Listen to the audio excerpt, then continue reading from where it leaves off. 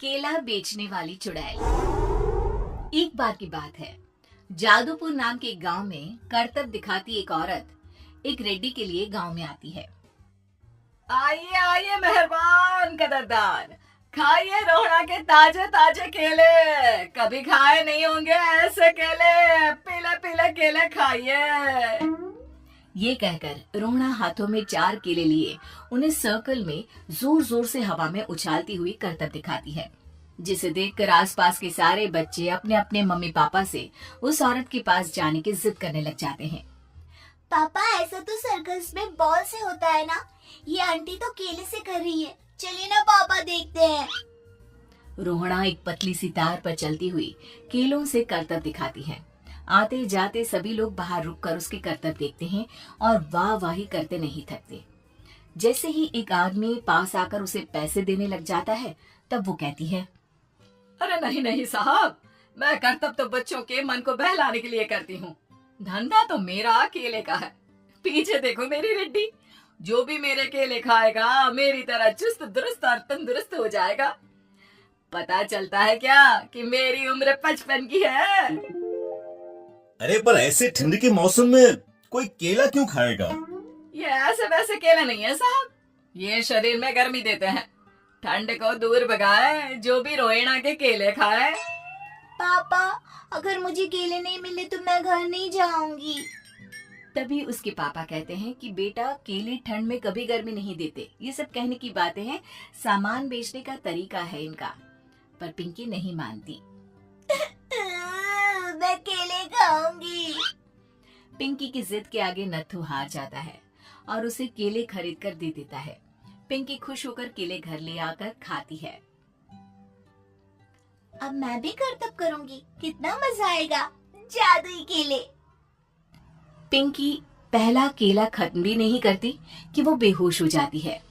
दूसरे केले से एक काला धुआं आता है और रोहना चुड़ैल बनकर बाहर निकल आती है।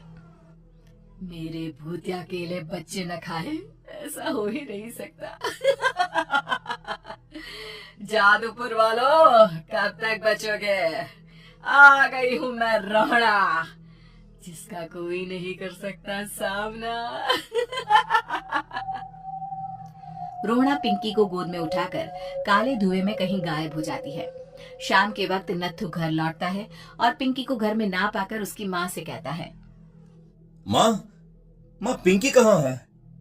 अरे बेटा, उसे तो तू सुबह करतब दिखाने ले गया था ना, फिर कहाँ वापस आए तुम दोनों? मुझे लगा तू उसे अपने साथ मंडी ले गया होगा। हे भगवान, मेरी बच्ची कहाँ गई? मैं उसे घर ही तो छोड़कर गया था माँ। नत्थू गांव के घर कोने में अपनी बेटी को ढूंढता है, पर उसे वो कहीं नहीं मिलती। परेशान होकर आखिर रो रो कर नत्थू हिम्मत हार कर घर लौट आता है। अगली सुबह रोहना फिर से करतब दिखाने आती है और इस बार पिंकी की तरह रोनी केले खरीद लेता है। 50 रुपए दिए थे पापा ने, सारे पैसों के मैंने केले खरीद लिए हैं। अब मैं भी आंटी की तरह ही करतबबाज बन जाऊंगा। यही सोचते हुए रोनी केले खाता है और पहला अकेला केला आधा खत्म भी नहीं करता कि चुड़ैल उसके सामने आ जाती है। मेरे साथ चलने का समय आ गया है रोनी। ये तो बस शुरुआत है। अब इस गांव के सारे बच्चे धीरे धीरे मेरे कब्जे में होंगे, एक बच्चा भी नहीं बचेगा। ये कहकर रोना रोनी को गोद में लेकर काले धुएं में अदृश्य हो जाती है। इसके बाद हर रोज गांव में से कोई ना कोई बच्चा गायब होता, पर ऐसा क्यों हो रहा है किसी को भी समझ में नहीं आ पा रहा था। रोज की तरह अपनी बेटी पिंकी की तलाश में नत्थू गांव के एक तालाब के पास बैठा रो रहा था। कहाँ गई मेरी पिंकी? शकुंतला के जाने के बाद एक वही तो मेरा सहारा थी। अरे उसकी आत्मा कोस रही होगी मुझे कि मैं अपनी बच्ची को संभाल भी नहीं पाया। नत्थू ये कहता हुआ रो ही रहा था कि तभी तालाब में से उसे शकुंतला की आवाज सुनाई देती है। कहाँ थी तुम शकुंतला? हमारी बच्ची और सारे गायब हुए बच्चे रोहड़ा के कब्जे में हैं।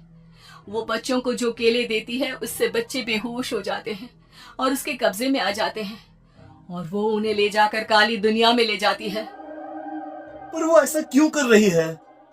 ये मैं नहीं जानती, पर उस दुनिया का रास्ता मैं आपको बता सकती हूँ। जहाँ ये नदी खत्म होती है वहां एक केले का पेड़ है, उसके नीचे एक दरवाजा है, वहीं से रास्ता जाता है उस दुनिया का। ये कहकर शकुंतला की आत्मा गायब हो जाती है। गांव के सभी लोग झुंड बनाकर उसी रास्ते से काली दुनिया में चले जाते हैं और वहां देखते हैं कि सारे बच्चे वहां काम कर रहे थे। पापा मुझे ले चलो यहाँ से। पापा पापा। सभी बच्चे अपने मम्मी पापा से लिपट जाते हैं। तो तुम लोग यहाँ तक आ गए? क्यों हमारे बच्चों को पकड़ लिया तूने? तुझे शिकार ही बनाना है तो ले, हम सब आ गए हैं, हमें खा ले। नहीं, मुझे बच्चे चाहिए। मेरे बच्चे के बदले तुम लोगों के बच्चे। क्या मतलब? मैं इसी गांव में रहने वाली एक औरत थी। केले की चोरी के इल्जाम में मेरे बेटे को गांव वालों ने इतना मारा कि वो मर गया।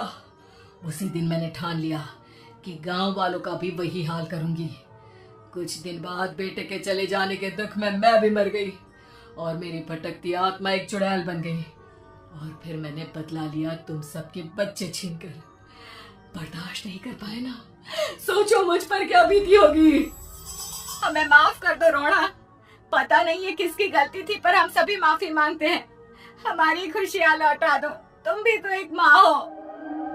गांव वालों की बात सुनकर रोना का मन पिघल जाता है और वो बच्चों को छोड़ देती है। उसके बाद काली दुनिया बच्चों के लिए जादुई दुनिया बन जाती है। अब कोई भी कभी भी वहां आ जा सकता था।